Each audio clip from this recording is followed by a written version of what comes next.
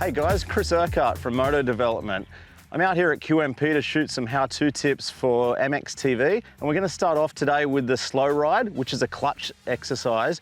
This exercise sounds easy, but when you get it right, it really unlocks your world to where you can take your dirt bike. Your clutch is one of the most important controls on a motorcycle, and when you get a good feel for the take-up point and where to use it and how to use it at the right time, it can be a huge benefit. Used in the wrong way can be a huge hindrance to your riding because you can be on and off the clutch at times when you're trying to get really good drive to the rear wheel. If you think about it, your clutch is a direct control to how much drive you've got to the rear wheel. So when you get comfortable with it, you can add or take drive away from the rear wheel by slipping the clutch rather than having to roll the throttle on and off all the time.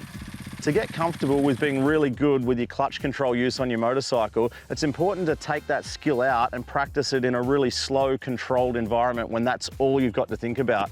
We just practice this in a grass paddock here. You don't need a big track, you don't need a whole lot of land. You can practice it at slow speed, first gear, in 3 stages.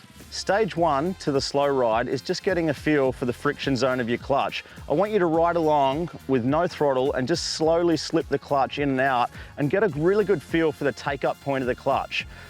You want to try and ride along as slow as you can, just slipping the clutch, but without stalling the bike or letting the bike chug.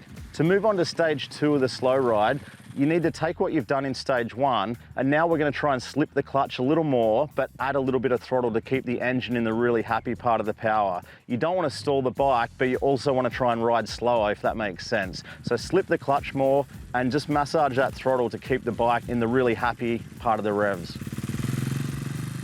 It might take you a little while to get used to where the friction zone is of the clutch and how much throttle you need to not stall the motorcycle. But if you stall it a few times, no big deal. We're going super slow, put a foot down, start your bike and hit the reset button and go again. So stage 3 of the slow ride is combining stages 1 and 2 together, but now we're going to throw a little bit of front brake in the mix to ride even slower. The ultimate goal of stage 3 is to ride really slow and come to a complete stop. I like to try and come to a stop for a second or two and then ride off smoothly. But then depending on how good you get at this, you might be able to stop and balance for 3 or 4 seconds, ride off smoothly without stalling the bike. That's the goal, to have ultimate control of the clutch and your engine and not stall the bike at all or put a foot down. This skill really will reflect in your riding when you get back out on the track. To wrap up the slow ride technique, it's so important to get this right and have a good understanding of the clutch on your motorcycle.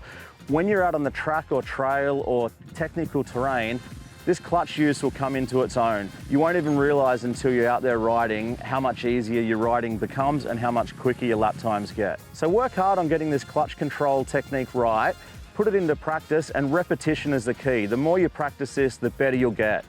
Keep up the good work.